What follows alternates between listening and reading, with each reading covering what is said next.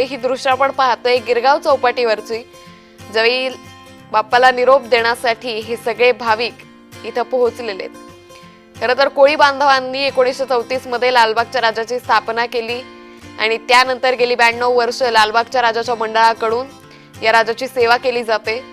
11 दिवसांचा गणेशोत्सवाचा काळ, ज्यामध्ये लालबागच्या राजाची मनोभावे पूजा अर्चा, त्याला नैवेद्य दिले जातात, सोन्याचे दागिने हे अर्पण केले जातात, सोनं चढवलं जातं आणि याच बाप्पाच्या दर्शनासाठी फक्त देशभरातून नाही तर परदेशातून देखील भाविक मोठ्या संख्येने लालबागच्या राजाला गर्दी करत असतात।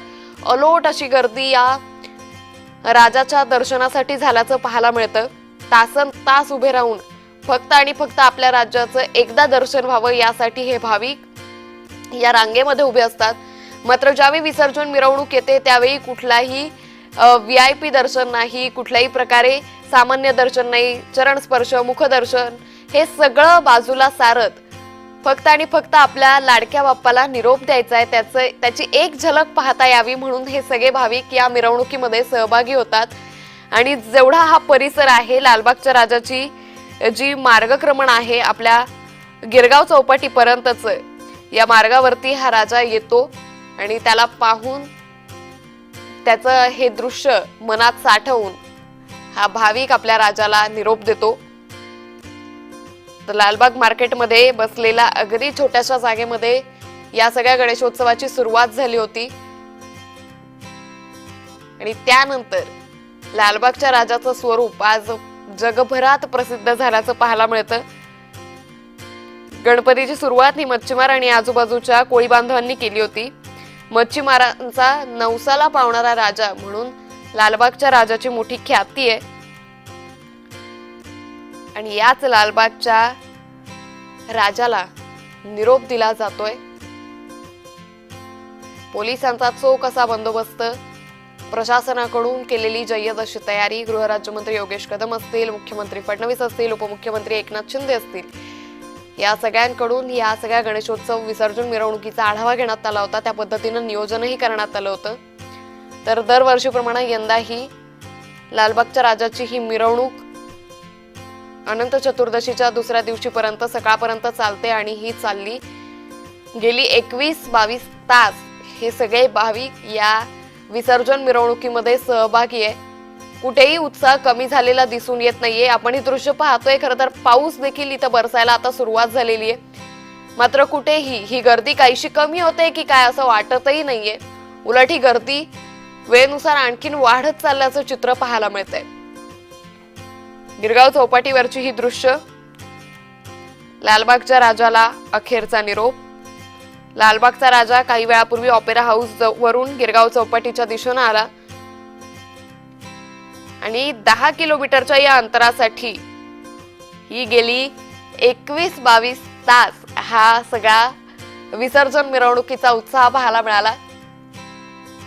खरं तर मुंबईकर आणि धावपळीचं आयुष्य हे समीकरण जरी सगळ्या जगाला माहिती असलं तरी गणेशोत्सवाचा हा काळ असतो ज्यावेळी हे सगळे बांधव कुठल्याही गोष्टीचा विचार न करता एकत्र येतात आणि गणेशोत्सवाचा हा काळ साजरा करत असतात।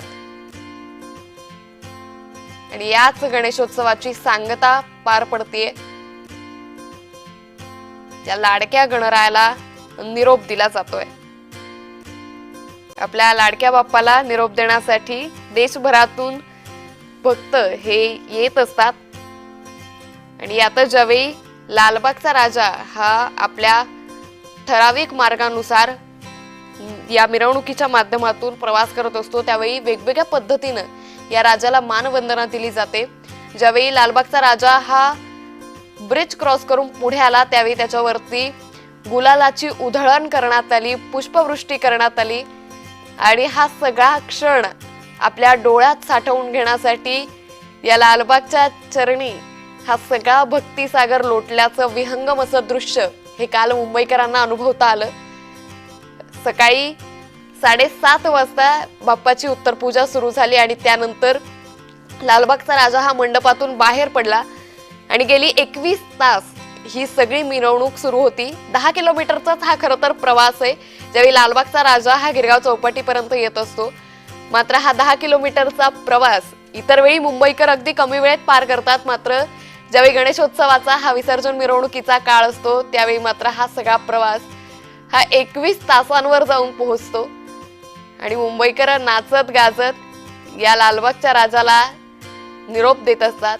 तराफा हा काही वेळापूर्वीच लालबागच्या राजापर्यंत पोहोचलेला आहे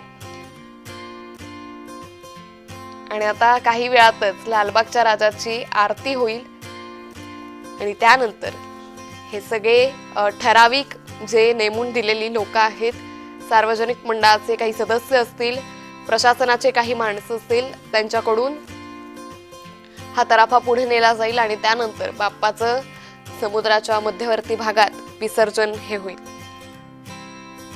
तर एकंदरीतच लालबागच्या राजाचं अगदी काही वेळात विसर्जन होईल.